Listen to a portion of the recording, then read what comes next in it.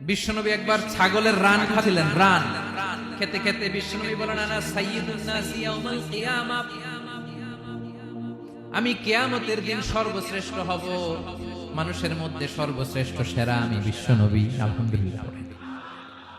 বিশ্বনবী বলেন, সেদিনটা বড্ড ভয়ঙ্কর, সেদিন কেউ কারো কোনো উপকারে আসবে না, বন্ধু বন্ধুর কাজে আসবে না, স্ত্রী স্বামীর উপকারে আসবে না, স্বামী স্ত্রীর উপকারে আসবে না, পীর সাহেব মুরিদরে বাঁচাতে পারবে না, মুরিদ পীর সাহেবরে বাঁচাতে পারবে না, নেতা কর্মীর পরিচয় দিবে না, কর্মী নেতার পরিচয় দিবে না, ভাই বোনকে চিনবে না, বোন ভাইকে চিনবে না, বাবা তার সন্তানকে চিনবে না, মেয়েকে দেখে মা দৌড়ে দৌড়ে পালাবে। বড্ড ভয়ঙ্কর দিন। বিশ্বনবী বলবেন, জমিনটা এখনকার মতো থাকবে না, পুরো জমিনটা সমান হয়ে যাবে, ফ্ল্যাট। এখন তো গোল, তখন ফ্ল্যাট। সবাই এক জমিনের উপরে দাঁড়াবে, সূর্যটা মাথার কাছে চলে আসবে, সূর্যের গরমে মানুষের মাথার মগজ গলে গলে কানের ছিদ্র নাকের ছিদ্র দিয়ে বেয়ে বেয়ে পড়বে। আহ, সবাই হয়রান, পেরেশান, ক্লান্ত শ্রান্ত। মানুষগুলো বলবে বাঁচার কোনো উপায় নাই। 50,000 বছর মানুষ এরকম দৌড়াবে, চিৎকার করবে, কাঁদবে, বাঁচার কোনো উপায় নাই। সবাই বলবে, আল্লাহ যদি বিচারটা শুরু করতো, যা হবার হবে, আগে বিচার শুরু করতো। বিচারই শুরু হয় না। বিচার শুরু হইতে 50,000 বছর। আল্লাহ, 50,000 বছর, 5,000, 15,000 না, 50,000 বছরের মানুষগুলো কাঁদতে কাঁদতে বলবে, চলো আমরা আদম আলাইহিস সালামের কাছে যাই, যেন আল্লাহর যে সুপারিশ করে, আল্লাহ আপনি বিচার শুরু করেন। কিয়ামতের ময়দানে সবাই মিলে সাইয়েদনা আদম আলাইহিস সালামের কাছে যেয়ে বলবে, ইয়া আবাল বাশার, ইয়া আউয়ালাল আম্বিয়া, ও আদম নবী, আপনি দুনিয়ার বুকে প্রথম নবী। আল্লাহ নিজ হাতে আপনারে 60 হাত লম্বা করে বানিয়েছেন, আপনার সম্মানে ফেরেশতাদেরকে সেজদা দিতে বলেছেন। দুনিয়ার প্রথম নবী, প্রথম মানুষ আপনি। আপনি আল্লাহর যে সুপারিশ করেন যেন আল্লাহ বিচার শুরু করে। আদম আলাইহিস সালাম বলবেন, আমি পারবো না, কারণ আল্লাহ আমাকে একটা নিষিদ্ধ গাছের কাছে যেতে নিষেধ করেছিল, আমি ভুল করে এই গাছের ফল খেয়েছি। নাফসি নাফসি, আজকে আমার কি হবে আমি জানি না, আমি বড় লজ্জিত। আমারে যদি আল্লাহ জিজ্ঞেস করে কেন খাইছিলে, আমার কোনো উত্তর নাই। তোমারে বাঁচাবো কেমনে? নবীরা থারথার করে কাঁপবে সেদিন।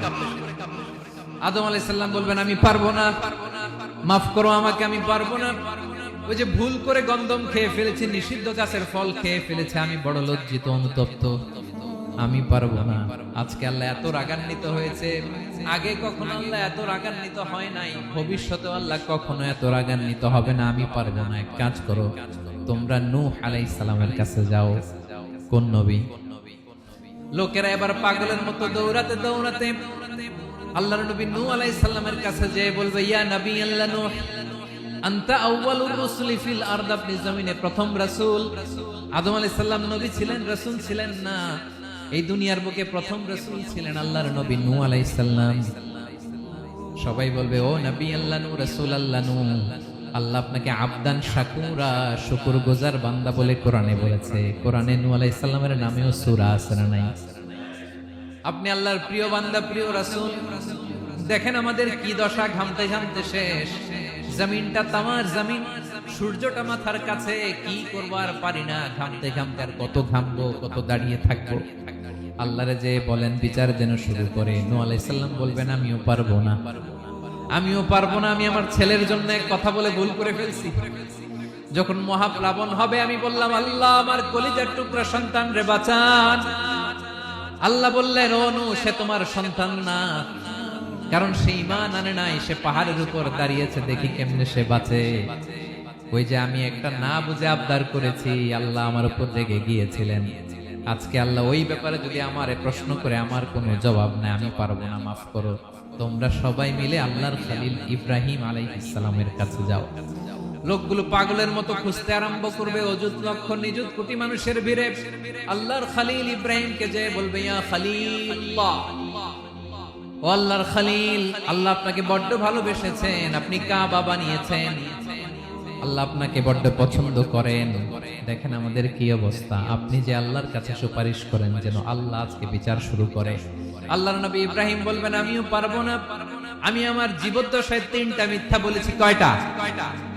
আসলে মিথ্যা না, একটু টুইস্ট করে কৌশল করে কথা বলেছি, ওইটাকে হাদিসে মিথ্যা বলা হয়েছে।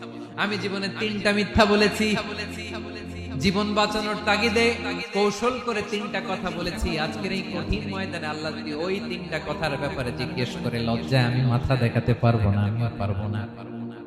আমিও পারবো না। আজকে আল্লাহ এত রেগে আছে, আগে কখনো এত রাগে নাই, পরেও রাখবে না। তোমরা সবাই মিলে বনি ইসরাইলের নবী মুসা আলাইহিস সালামের কাছে যাও। সবাই এবার যাবে মুসা আলাইহিস সালামের কাছে, যেয়ে বলবে, ইয়া নবী আল্লাহ মুসা, আপনি ছিলেন কালিমুল্লাহ, আল্লাহর সাথে সরাসরি কথা বলতেন। রব্বুল আলামিন আপনাকে তাওরাত কিতাব দিয়েছেন, আপনি যে একটু সুপারিশ করেন। আল্লাহর নবী মুসা বলবেন, মাফ করো, আমিও পারবো না। আমি দুনিয়ার বুকে ভুল করে একটা মানুষকে মেরে ফেলেছি। আমি মারছিলাম আদব শিক্ষা দেওয়ার জন্য এক থাপ্পড়, এই থাপ্পড়ে যে ওই লোক মরেই যাবে আমি জানতাম না। আজকে আল্লাহ যদি জিজ্ঞেস করে কেন মারলা, জবাব আছে?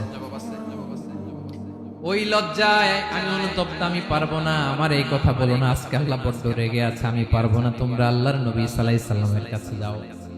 কিয়ামতের ময়দানে মানুষগুলো পাগল পাড়া হয়ে আল্লাহর নবী ঈসা আলাইহিস সালামের কাছে যাবে, যে বলবে, নবী ঈসা আপনি রূহুল্লাহ, বাবা ছাড়া আল্লাহ আপনাকে বানিয়েছেন, ইনজিল কিতাব দিয়েছেন, মৃত মানুষকে আপনি জীবিত করতে পারতেন। আজকের এই কঠিন বিপদের দিনে আপনি আমাদের সাহায্য করেন। আল্লাহর কাছে যে বলেন যেন বিচার শুরু করে। ঈসা আলাইহিস সালাম বলবেন, আমিও পারবো না। ইন্নী উবিদতু মিন দুনিল্লাহ, আমার উম্মত খ্রিস্টানেরা আল্লাহরে বাদ দিয়ে আমি ঈসার ইবাদত করেছে। আমার মা ম্যারি আর আমাকে ডাকতো জেসাস ক্রাইস্ট, আমার ইবাদত করেছে। যদিও আমি আমার ইবাদত করতে বলি না, ঈসা আলাইহিস সালামও ইবাদত করতে বলেছেন একজনের, তিনি কে? আল্লাহর নবী ঈসা আলাইহিস সালাম বলবেন, আমিও পারবো না। আজকে আল্লাহ অনেক রেগে আছে, আমি পারবো না। তবে একটা পরামর্শ দিতে পারি, একটা সাজেশন দিতে পারি। আজকের দিনে কঠিন মুসিবতের কালে, এই কঠিন সময়ে কেউ আল্লাহর দরবারে দাঁড়িয়ে একটা টু শব্দ করার ক্ষমতা কারো নাই, একমাত্র আখিরি জামানার পয়গম্বর বিশ্বনবী মুহাম্মদুর রাসূলুল্লাহ ছাড়া। মানুষগুলো এবার আগুনের মধ্যে পানি দিলে যেমনি আগুন নিভে যায়, দাউ দাউ করা হৃদয়ে জ্বলন্ত আগুন তাদের ঠান্ডা হবে। কিয়ামতের ময়দানে ওই বিভীষিকাময় সময়ে, মুসিবতের কালে মানুষগুলো পাগল হয়ে বিশ্বনবীকে খুঁজতে আরম্ভ করবে। সবাই মিলে বিশ্বনবীর কাছে যে বলবে, ইয়া রাহমাতাল লিল আলামিন, ইয়া খাতামান নবীন, রাহমাতাল লিল আলামিন। দেখেন আমাদের কি অবস্থা, কি কঠিন বিপদে আমরা আছি, দাঁড়াতে পারি না, সূর্যের আলোতে ঘেমে হয়রান। আজকে কেউ সুপারিশ করতে পারবে না। সব নবীরা অপারগতা স্বীকার করেছে, তারা বলেছে আপনি ছাড়া কেউ নাকি আল্লাহর সামনে দাঁড়াতে পারবেন না, আপনি একটু সুপারিশ করেন। বিশ্বনবী বলবেন, আসো আসো, আজকের দিনে আমি ছাড়া আল্লাহর সামনে কেউ দাঁড়াতে পারবে না। বিশ্বনবী মাকামে মাহমুদে যে আল্লাহু আকবার বলে সিজদায় লুটিয়ে পড়বেন। আল্লাহ রাব্বুল আলামিন বিশ্বনবীকে এমন কিছু চমৎকার শব্দ শিখাবেন, ওই শব্দগুলো দিয়ে আল্লাহর প্রশংসা করে বিশ্বনবী কাঁদতে আরম্ভ করবেন। বিশ্বনবী এমন ভাবে অজর দ্বারায় সিজদায় লুটিয়ে পড়ে কাঁদবেন, রব্বুল আলামিনের রহমতের দরিয়ায় জোশ লেগে যাবে। রব্বুল আলামিন এই দৃশ্য থেকে সহ্য করতে পারবেন না। রব্বুল আলামিন বলবেন, ইয়া মুহাম্মদ ইরফা রাসাক, ও নবী আপনি মাথা তোলেন, মাথা তোলেন, আপনার কান্না আমি সহ্য করতে পারি না। নবী আপনি মাথা তোলেন, সাল তুতা, আজকে আপনি যা চাবেন তাই পাবেন। নবী আপনি সিজদা থেকে মাথা তুলেন, সাল তুতা, যা চাবেন তাই দেব, ওয়াশফা তুশাফা, যার জন্য সুপারিশ করবেন তার সুপারিশ কবুল করে নেব। বিশ্বনবী এবার মাথা তুলবেন। যে বিভীষিকাময় সময়ে প্রত্যেক নবী বলেছেন আমি পারবো না, প্রত্যেক নবী বলেছেন নফসি নফসি, আমার কি হবে আমি জানি না, আল্লাহ আমারে বাঁচাও।